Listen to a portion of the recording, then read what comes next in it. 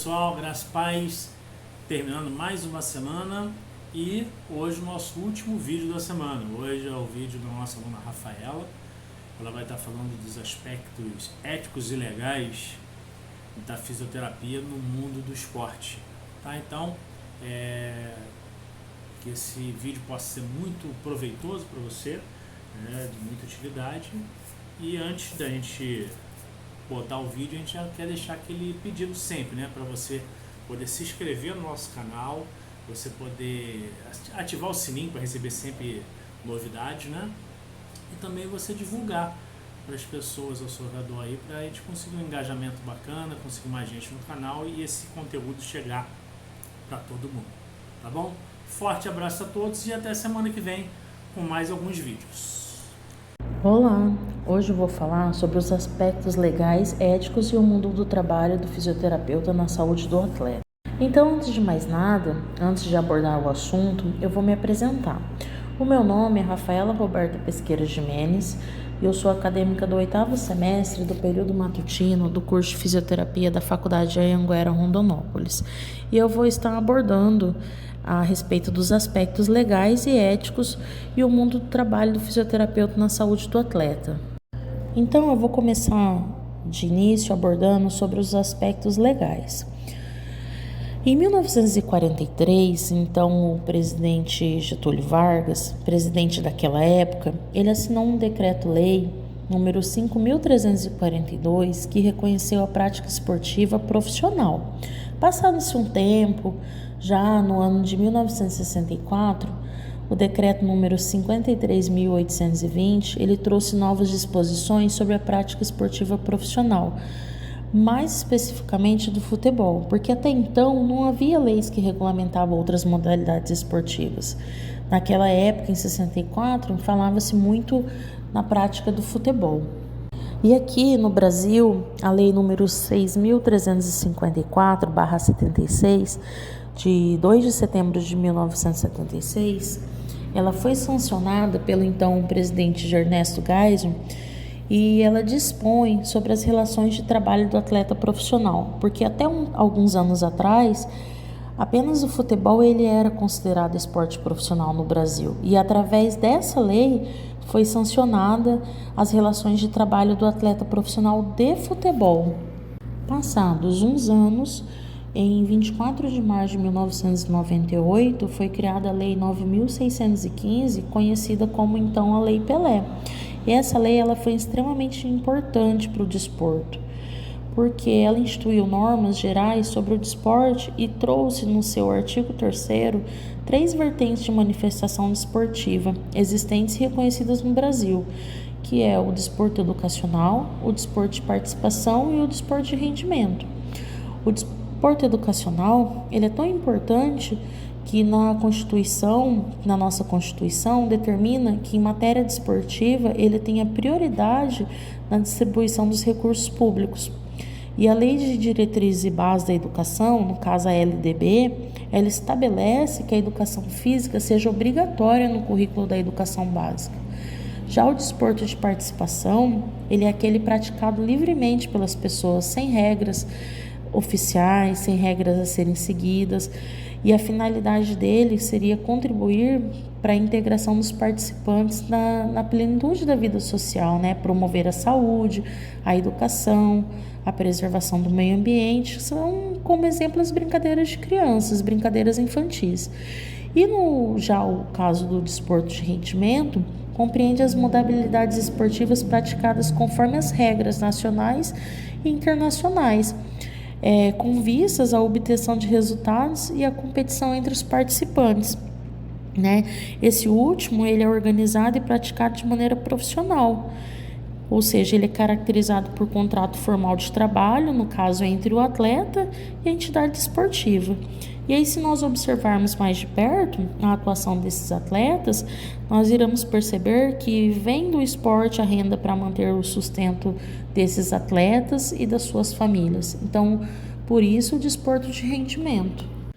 Na atuação do fisioterapeuta esportivo, nas diferentes frentes de trabalho, então nós podemos ter as equipes tanto profissionais quanto as equipes amadoras. Só que diante da realidade vivenciada no Brasil, a fisioterapia esportiva ela acaba ficando prejudicada, porque muitos atletas que atuam nos clubes menos favorecidos, eles não possuem investimentos para manter um fisioterapeuta, acompanhando a equipe durante suas temporadas. E nós sabemos da importância e da diferença que a fisioterapia faz dentro do esporte. Só que quando nós pensamos em investimento, ele aparece muito mais nas equipes profissionais e acaba deixando as equipes amadoras com pouco ou quase nada, né? O que vai acabar dificultando ainda mais a atuação do fisioterapeuta. E qual é o papel do fisioterapeuta no esporte? O papel do fisioterapeuta no esporte é de suma importância, porque esse profissional ele está ali para prevenir as lesões e, no caso, quando necessário, reabilitar o atleta, né? E na prevenção, esse profissional ele vai trabalhar fortalecimento, por exemplo, com o objetivo do quê? De aumentar a força, a resistência da musculatura do atleta, né? Para que ele tenha um desempenho melhor naquela atividade profissional, atividade física que ele exerce, né? Ele vai fazer isso como? Através de alguns recursos fisioterapêuticos, os pesos, as faixas elásticas, enfim, vários outros recursos para fortalecer essa musculatura do atleta. Tem também os alongamentos, né? Esse profissional vai trabalhar alongamento com esse atleta, com o objetivo, com o intuito, né, de dar mais flexibilidade muscular ao corpo desse atleta, né? Para quê? Para preparar os músculos para receber as cargas de atividades mais pesadas, porque os atletas eles utilizam mais a musculatura dele para atividades de alto impacto, atividades que exigem mais do corpo dele. O fisioterapeuta também, de maneira preventiva, vai estar trabalhando os alinhamentos articulares, né, de maneira que previna lesões neste atleta. A questão postural, porque uma postura inadequada ao longo dos anos, ela pode trazer dores crônicas, né, e problemas difíceis de se tratar depois. Problemas na coluna cervical, na lombar, né? Pode causar vários males relacionados às articulações, à musculatura e ossos, fazendo até com que esse atleta posteriormente passe a não exercer mais a atividade que ele exerce como atleta. E o fisioterapeuta desportivo, ele também vai atuar de maneira preventiva na correção biomecânica para melhora do gesto esportivo, né? Cabe ao fisioterapeuta desportivo fazer uma análise gestual do atleta e ele identificar os pontos que precisam de correção ou aperfeiçoamento para a correção do gesto esportivo, né? Após a identificação do gesto, no caso incorreto, então esse físio ele vai ser preciso ele determinar os fatores que causam essa execução inadequada, vai corrigir, né, e fazer uma repetição do gesto corretamente, né? Na correção desse gesto esportivo, o que está em jogo não é a quantidade de repetições, mas a qualidade do movimento que o atleta vai executar ali naquele gesto esportivo. Já na reabilitação, o fisioterapeuta ele vai atuar com a lesão já ocorrida. E aí, após uma minuciosa avaliação e identificação do problema daquele atleta, o físio ele vai determinar a conduta fisioterapêutica, o que ele vai tratar e como tratar aquele atleta, né? E o que pode envolver aparelhos de eletrotermofototerapia, cinesioterapia, terapia manual e entre outras técnicas fisioterapêuticas para estar habilitando esse atleta.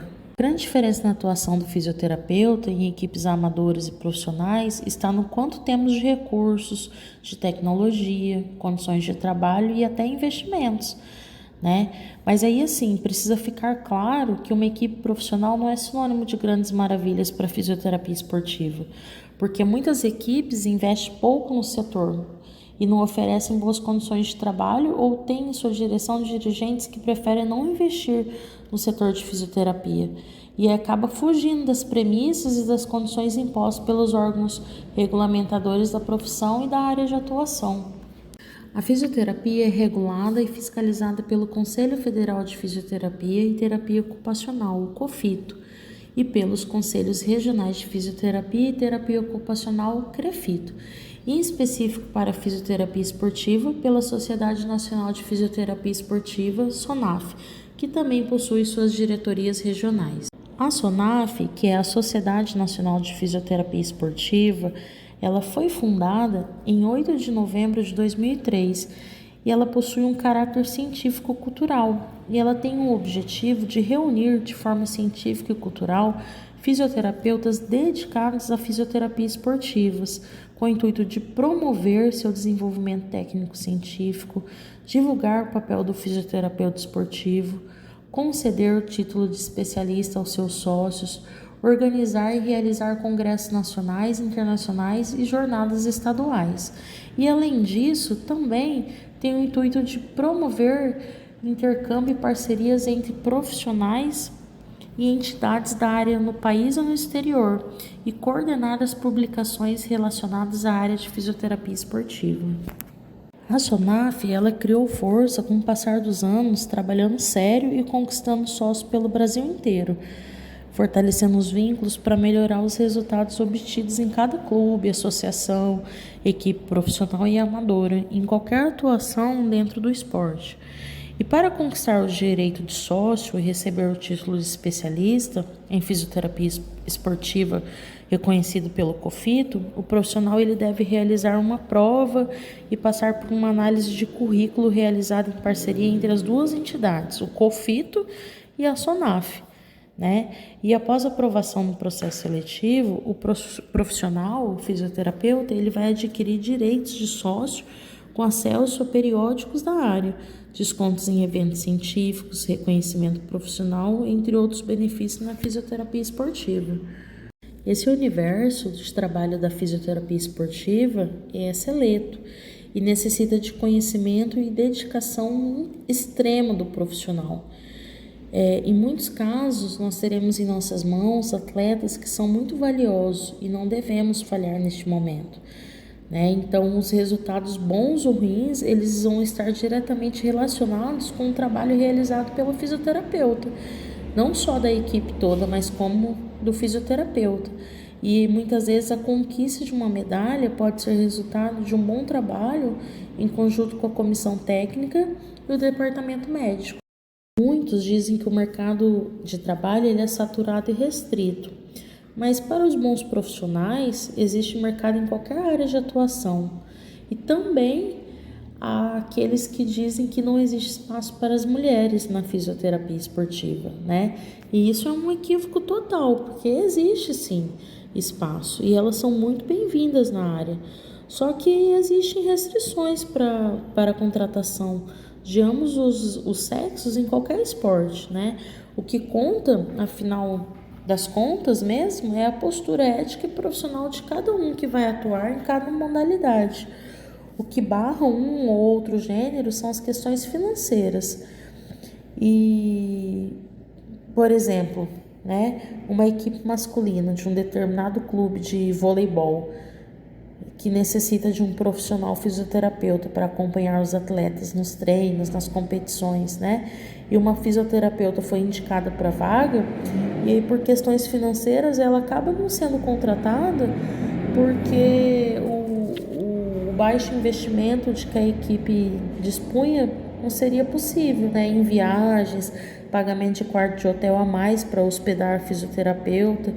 E pensando na contenção de gastos dessa natureza, opta-se por um profissional homem, que seria mais fácil de alojar com os atletas e a comissão técnica. Mas, independentemente de qualquer questão de gênero, o que faz total diferença é a postura profissional e a ética do fisioterapeuta, que deve saber seus deveres e obrigações na atuação com o esporte, respeitando os profissionais envolvidos e os limites, muitas vezes tênues, da atuação dos envolvidos no cuidado do atleta. Dentro das equipes, existem vários profissionais que atuam na melhora do rendimento e na prevenção de lesões esportivas dos atletas. A convivência entre esses profissionais, elas costumam ser boa e respeitosa, o que é de suma importância para que aconteça um bom trabalho de todo o grupo. E o respeito e o entendimento do papel de cada um no processo de prevenção, eles trarão um bom resultado, né? E se todos souberem seus papéis e trabalharem em conjunto, o resultado ele aparecerá de maneira proveitosa para o atleta e também para o clube que ele defende. Esse respeito e toda a dedicação ele deve existir entre os profissionais envolvidos e os atletas para que todos conquistem seus objetivos, seus principais objetivos, né? Como uma carreira vitoriosa. Então, quem são esses profissionais que atuam na equipe? São o fisioterapeuta, o preparador físico, o técnico, que é o treinador, o auxiliar técnico, que é o auxiliar do treinador, o médico, o psicólogo, o podólogo e o nutricionista. E qual é o papel desses profissionais na equipe multidisciplinar do esporte? O técnico e o auxiliar técnico, por exemplo, eles são responsáveis por elaborar o treinamento e a evolução dos treinos. Já o preparador físico, ele é responsável pela preparação física e o condicionamento dos atletas. O fisioterapeuta é responsável pela prevenção de lesões e reabilitação dos atletas. O médico, ele é responsável pela avaliação das condições de saúde dos atletas. O psicólogo, ele presta apoio para as questões do dia a dia e para extravasar assuntos de vida pessoal e profissional do atleta. O podólogo é responsável pela saúde dos pés dos atletas. E para finalizar, o nutricionista. Esse é responsável por definir a alimentação dos atletas. E para atuar em qualquer área específica da fisioterapia, é preciso que haja uma evolução constante na busca por conhecimento, né? Para agregar valores, para melhorar a atuação e para melhorar os resultados obtidos pelos atletas, e não só pelos atletas, mas como para todos os outros pacientes, né? Pelos quais somos responsáveis. E apenas o conhecimento básico não é o suficiente para atuar em alto nível. Então é isso, eu finalizo aqui a minha fala e gostaria de agradecer. Muito obrigada. Broken heart, where can I